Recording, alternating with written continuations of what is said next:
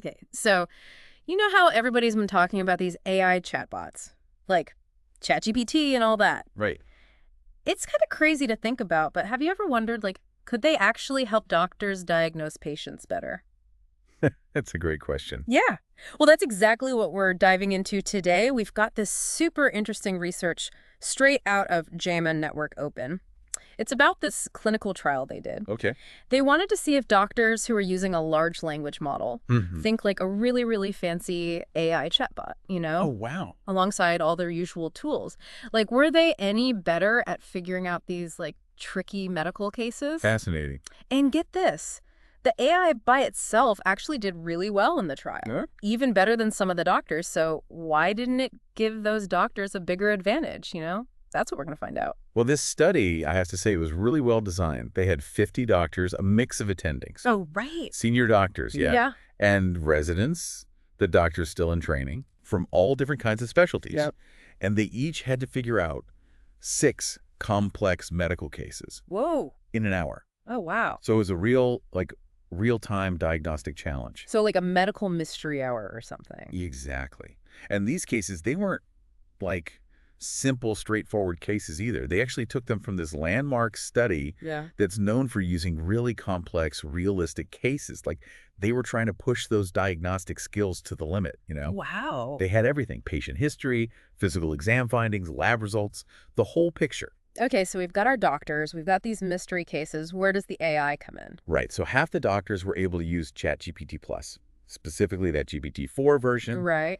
Everyone's talking about that, along with their usual resources, like UpToDate, Oh, yeah, right. which is a medical database, Yeah. and of course, good old Google. Of course, yeah. But the other half of the doctors, just the conventional tools, no AI. Oh, wow. It was like human expertise versus AI. Yeah, totally. So did they just, like, see who got the right diagnosis at the end? They did something even more interesting. They used this detailed scoring system. It's called structured reflection. Okay. And it was designed to assess the quality of the doctor's reasoning process. Oh, so it wasn't just about getting the right answer. It was about how they got there. You got it. Imagine you're working through one of these cases. Okay, yeah. This scoring system made the doctors list their top 3 possible diagnoses, explain the factors for and against each one, make their final diagnosis, and then outline their next steps, like what tests they would order. Oh, that's really smart. Okay, so how did everybody do? Spill the tea? Well, here's where it gets interesting. There wasn't actually any significant difference in diagnostic accuracy Oh, wow. between the doctors who had the AI Yeah. and the doctors who didn't. So wait, the AI didn't, like, give them an edge or anything? No, not in this study. And what's even more surprising, the doctors who used the AI didn't finish the cases any faster either. But hold on. Get this. When they fed the case information to the AI in just the right way, Yeah. the AI actually scored higher, significantly higher than both groups of doctors. Are you kidding me? So the AI could ace the test on its own, but couldn't help the doctors do the same? Right. That's, like, mind-blowing. It is. It's a real head-scratcher. What could possibly explain that? It seems like maybe LLMs are just really good at processing information and spotting patterns. But doctors, they need to actually take those insights and blend them with their real-world experience and what they're picking up from, actually interacting with the patient. Right. There's that human element to diagnosis, goes way beyond just the data. It's like the AI might miss those subtle cues you get from a patient's story or their body language or something. Exactly. And that's something that's so hard to capture in a clinical trial. Oh, for sure. Okay, so it's not as easy as just, like, plugging an AI into the exam room and calling it a day.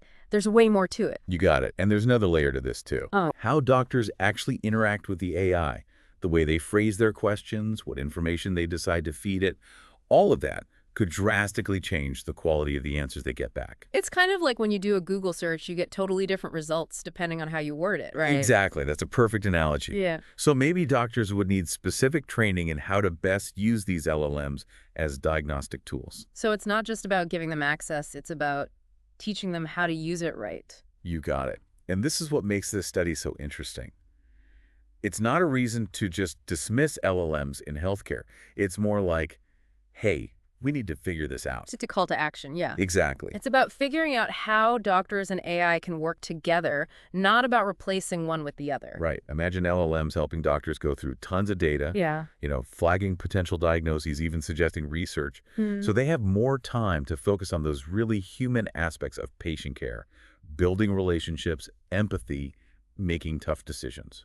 That sounds like a pretty incredible future for medicine. So even though just handing doctors an AI didn't magically turn them into like master diagnosticians in this study, the fact that the AI could do so well on its own, that shows us the potential, right? Yeah, It seems like there's a lot more to explore. absolutely. There's still a lot we don't know about how to integrate these tools into healthcare effectively. Well, before we go any further, let's do a quick recap for our listeners. Yeah. Okay. So it seems like just giving doctors access to an LLM didn't just like automatically transform them into better diagnosticians. Right. But the fact that the AI was so successful all on its own, that's a good reminder of just how powerful it could be for medicine if we can learn how to harness it the right way. So we really need to think carefully about how to train doctors, Yeah. integrate these tools.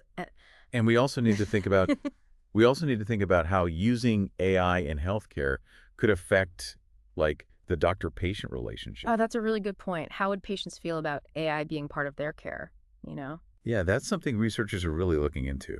Some studies suggest that patients are actually pretty open to the idea of AI in healthcare, especially if it can mean faster diagnoses, more personalized treatments, better care overall. Right. But there's some concerns too, of course. Like what kind of concerns? Well, some people worry that AI could make healthcare feel less personal, Yeah. Like doctors might start relying too much on algorithms and lose sight of the patient's individual needs and values. Yeah, I can see how that would be a worry. There's something really reassuring about knowing that your doctor sees you as a whole person, not just like a set of data points. Exactly. That human connection is so important. It's the foundation of a good doctor-patient relationship. Yeah. It's about trust, empathy, honest communication. Yeah. And that's something AI, at least how it is now, can't fully replicate. So how do we make sure we're adding AI into healthcare, but we don't lose that human element? Seems like a tough balance. It is. It's a delicate balance. Yeah. It means we have to be thoughtful and have open conversations. Yeah. It's crucial to involve patients in these discussions, really listen to what they're worried about, and address those concerns head on. Transparency is key. So being upfront with patients about how AI is being used, explaining the benefits and also the limitations, All right. making sure they understand it's still the doctor making the decisions, right? Absolutely. And it's about setting realistic expectations, too. AI isn't some magic solution. It's a tool. Like any tool, it can be used well or it can be used poorly. Yeah. It's up to all of us, doctors and patients, to make sure AI is making healthcare better, not worse. This whole conversation really shows how much medicine is changing, doesn't it? It's like we're at the beginning of a tech revolution. It's exciting, but kind of scary, too. I agree. There's still so much we don't know, so many ethical and social questions to consider. But I'm optimistic. If we approach this together, focusing on the patient and making sure innovation is responsible, we can create a future where AI and human expertise work side by side to make everyone healthier. You know what this reminds me of? There's this other study I saw about how different AI models did on those medical licensing exams. Oh, really? What did they find? Well, this study was about a specific LLM and how it did compared to actual med students on clinical reasoning tests. And guess what? The LLM actually scored better than the students, Wow. especially on those open-ended questions. That's amazing, but not totally surprising based on what we're learning about LLMs, how they process info and can sound so human. Exactly. But the researchers pointed out something really important. They said LLMs might be impressive, but they don't have that real-world experience, that nuanced understanding of caring for patients like human doctors do. That's a key point. Yeah. AI can analyze data, it can find patterns, but it can't truly understand the human experience. Right. All those emotional and social things that are part of being healthy or sick. Which brings us back to that idea of working together. We need to find the best of both worlds, AI and human expertise, so they make each other stronger, not compete. Exactly. It's about a future where AI helps doctors be even better at what they do by giving them the tools and insights they need to give amazing care. And that's definitely a future worth fighting for. It is. Okay, we've covered a lot today. We have. From that clinical trial to the bigger picture of AI in healthcare. Any last thoughts for our listeners? If I could leave you with just one question, it would be this. Imagine you're making a training program, teaching doctors how to use these LLMs for diagnosis. Okay. What are your top priorities? What knowledge, what skills, what approaches are most important? That is a great question, and I hope our listeners will take some time to really think about it. We'd love to hear your ideas, so jump into the conversation on our social media. This is something we need to keep talking about. Absolutely. We're shaping the future of healthcare right now, and everyone has a part to play.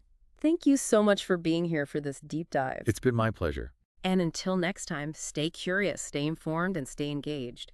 We were just talking about that training program for doctors, on how to use those LLMs for diagnosis. What would be at the top of your list if you were putting that program together? Well, one of the most important things, I think, is teaching doctors how to use these tools critically. Yeah. Like, it's not just about putting in the symptoms and just taking whatever the AI says as, gospel. Doctors need to understand what the AI can't do, know how to interpret those recommendations and consider each patient individually, and be able to spot potential biases or errors. So it's about making them smart AI users, not just taking the information passively. Exactly. It's about giving them the power to use AI as a partner in making a diagnosis, not something that replaces their own judgment. Makes sense. What else would be really important for that training? Another key thing would be to really emphasize communication and transparency with patients. Doctors have to be able to explain to their patients how AI is being used in their care, address any concerns they might have, and make sure the patient feels comfortable and like they're part of the process. Because at the end of the day, it's still a human relationship, right? We need to make sure that technology is making that relationship stronger, not weaker. Imagine if a doctor just gave a patient an AI diagnosis with no explanation or context. The patient might feel like they're just a bunch of data points, not a person.